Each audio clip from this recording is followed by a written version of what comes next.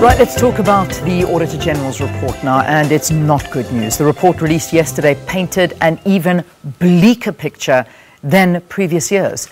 The downward spiral is continuing as irregular expenditure, the bill is ballooning. Last year, irregular expenditure by municipalities increased over 50% to 16 billion rand. This year, the increase reached brand new proportions, going up by 75% to 28 billion rand. This report comes after Cogta Minister Zweli Mkhize said last week that 55 municipalities had been identified as dysfunctional. Vincent Smith, the chairperson of the Standing Committee on the Auditor General, joining us from our parliamentary studios now. Vincent, it's great to have you. Thank you so very much for joining us. Good morning, Leanne. Well, I suppose I should say it's great to join you, but it really isn't, not when we're talking about a story like this. I mean, regressing as badly as they are. I mean, from 16 billion in irregular expenditure, now up to 28 billion rand. I don't even think we realize how dire the situation is. No, it is very dire, Leanne, and I think Minister Mkhize alluded to it in his budget speech. Also, Deputy Minister Andries Nel yesterday acknowledged that we are in a situation that cannot be left unattended to, and the sooner we attend to it, the better. Right, so, okay, let's, I suppose, start at the beginning and bring you into the picture. The responsibility of the Standing Committee on the Auditor General, what are those responsibilities? Well, the first responsibility is to ensure that the Auditor General does what the Constitution expects him to do, and that is to do an audit on all public finances. So that's our primary responsibility. We also have a responsibility, Leanne, of protecting the Auditor General, in other words, from undue and unnecessary attack, so that he could do his work without fear and favor. Okay. And the final one, I guess, is to give the Auditor General the requisite powers to do his job. Yeah.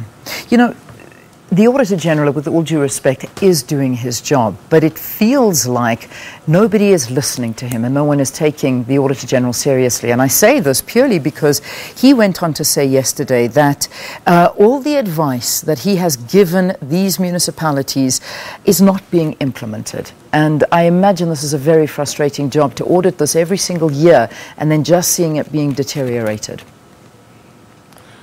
I agree with the Auditor General, and most people would agree with the Auditor General. And it's for that reason, Leanne, that the Standing Committee on the Auditor General on Tuesday approved legislation to give the AG more teeth. I think the problem is that there were no consequences. When this act is implemented, there will be dire consequences, real and immediate. Yeah, and the reality is, and I mean, if we look deeper into this, into some of these results that are coming out, and I find these quite frightening, is that in 22 municipalities it was found that tenders worth about 7.9 million have been given to actual councillors. In another 26 municipalities, tenders are awarded to family members of officials. Obviously, this has been going on for a while. Does anything ever happen to those municipalities and those officials that have been found guilty? Do they ever get held accountable? I can't talk about municipalities, Leanne, but clearly the trend would indicate that very little consequences are meted out, and that is why the trajectory is upwards as opposed to downwards. I can talk for provincial and national.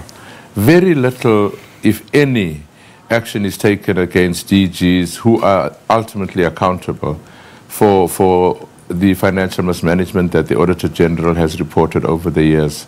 And we're hoping that with this new legislation, the trends will change and the attitude of accounting authorities would change accordingly. Yeah. Talk to us about this new legislation, because I know you and I have been speaking about this for a couple of years now, about giving the Auditor General more power. What is going to happen now with this new legislation? How much more power has he got? Well, the first that we've given the AG is that when he picks up any immaterial or any material irregularities at an audit stage, he must refer that immediately to the relevant public agency, be it the Hawks, be it the SABC, and so on. And we would then anticipate and expect that the Hawks would take real immediate action. I know that South Africans are going to say that, but these guys have not been doing it in the past. Why do we think they're going to do it now? In my other life, I serve in Scopa. We've taken a decision that the Hawks will be in all Scopa meetings where we'd ask them how far have they got with cases that have been referred to them. So we're going to put the pressure under the Hawks to do and to report to Parliament. Mm-hmm. The second part of the powers that we've given the AG, Leanne, is to issue a certificate of debt against the accounting authority. In layman's language, the AG would go to the DG or to the council and say, you did not prevent this irregular expenditure. We are now holding you personally accountable. Yeah. And you need to pay it back unless you give us reasons why you should not pay it. Okay, so this is giving him a lot more power. Why has it taken so long, though? And forgive me for being skeptical, but I mean, was this announcement preempting this dismal report that we heard yesterday?